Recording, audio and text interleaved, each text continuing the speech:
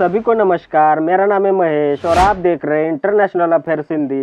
दोस्तों, आज हम बात करेंगे ट्रंप के उस बयान की जिसे ट्रंप ने चीन के परेड के बाद दिया है। जी हाँ दोस्तों, ट्रंप ने कहा है कि चीन ने द्वितीय विश्व युद्ध की 80वीं वर्षगांठ पर आयोजित समारोह में अमेरिका का जिक्र नहीं किया, जबकि अमेरिका ने उस युद्ध में चीन की बड़ी मदद की थी।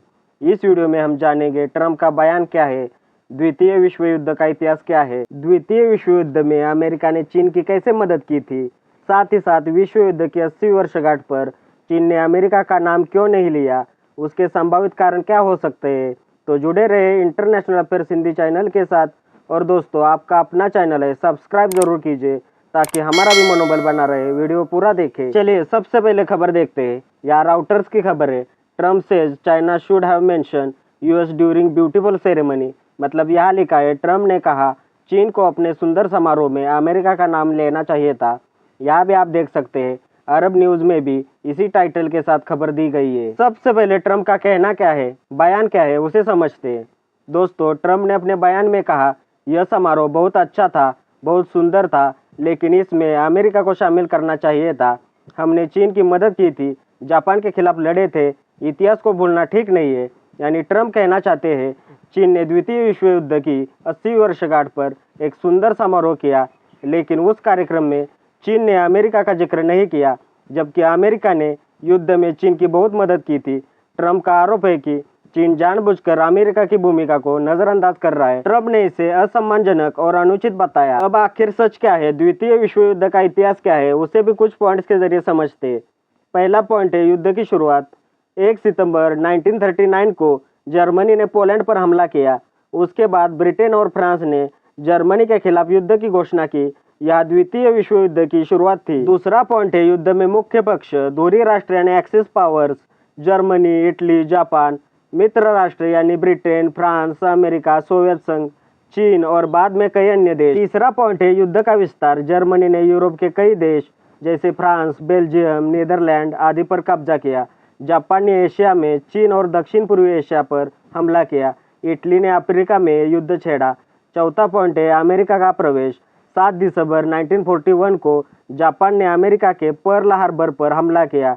इसके बाद अमेरिका युद्ध में शामिल हुआ और हालात बदलने लगे। पांचवा पॉइंट है रूस यानी सोवियत संघ की भूमिका। शुरू में जर्मनी और रूस के बीच समझौता था। 1941 में हिटलर ने रूस पर हमला किया। रूस ने जवाबी हमला किया और जर्मनी को पीछे हटाया। छठा पॉइंट है एशिया और चीन। जापान ने चीन पर कब्जा करने की कोशिश की। अमेरिका ने चीन को मदद दी।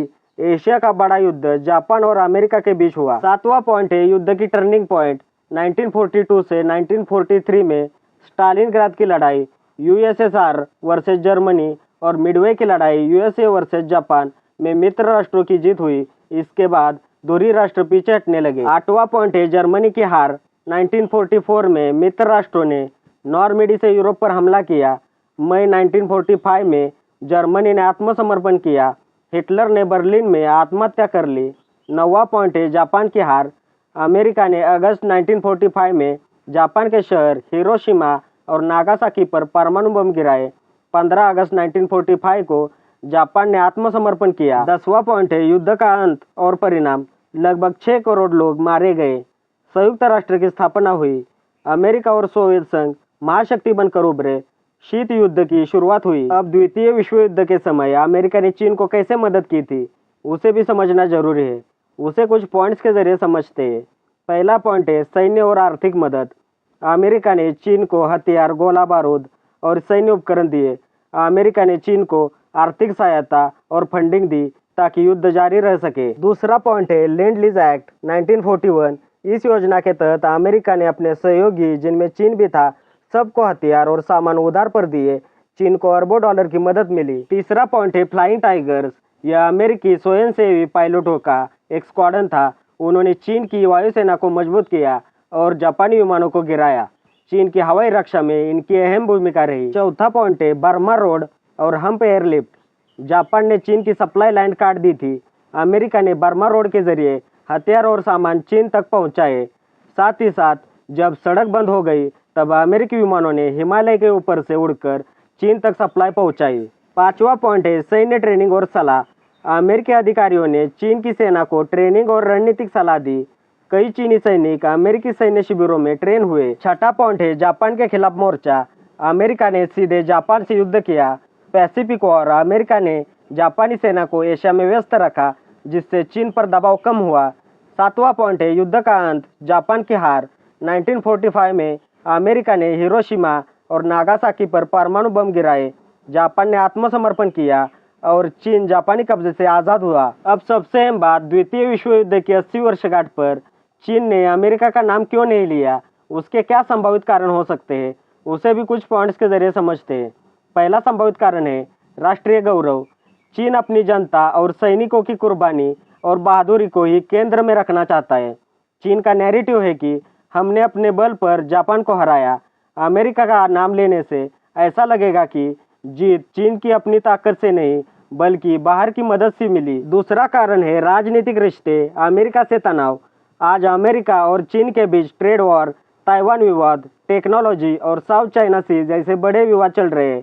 ऐसे माहौल में चीन अमेरिका का नाम शायद नहीं लेना चाहता, उसे सम्मान नहीं देना चाहता। तीसरा कारण है प्रचार और इतिहास का नियंत्रण।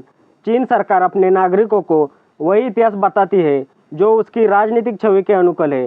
चीन की कम्युनिस्ट पार्टी चाहती है कि जनता माने कि कम्युनिस्ट पार्टी और चीनी जनता ही असली नायक थे, इसलिए अमेरिका की भूमिका को जानबूझकर छोटा या अनदेखा किया जाता है। चौथा कारण है नए गठबंधन। समारोह में पुतिन और किम जोंग उन जैसे नेता मौजूद थे। चीन चाहता है कि वह खुद को पश्चिम के खिलाफ स्वतंत्र ताकत दिखाए। अमेरिका का नाम लेना इस नए गठबंधन के संदेश को कमजोर कर देता। पांचवा कारण है चीन एशिया का रक्षक दिखाना। अगर चीन अमेरिका का नाम लेता है तो दुनिया को समझता कि वर्ल्ड वॉर 2 में अमेरिका ने एशिया को जापान से बचाया था।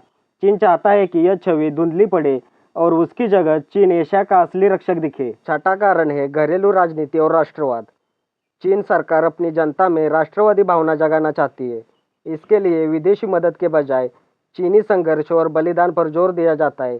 इससे जनता सरकार पर ज़्यादा गर्व करती है। तो दोस्तों, तस्वीर साफ है, द्वितीय विश्व युद्ध की जीत में अमेरिका का योगदान बहुत बड़ा था, लेकिन चीन ने अपनी 80वीं वर्षगांठ के समारोह में उसका नाम तक नहीं लिया। कारण भी साफ है, राष्ट्रीय गौरव, अमेरिका से मौजूद तनाव और अपनी जनता के सामने खुद को अकेला नायक दिखाने की चाह। आपको क्या लगता है, अपनी राय कमेंट में जरूर लिखें। फिलहाल इस वीडियो में इतना ही। हमारे चैनल पर जियोपॉलिटिक्स के रिलेटेड सभी खबरों को कवर किया जाता है।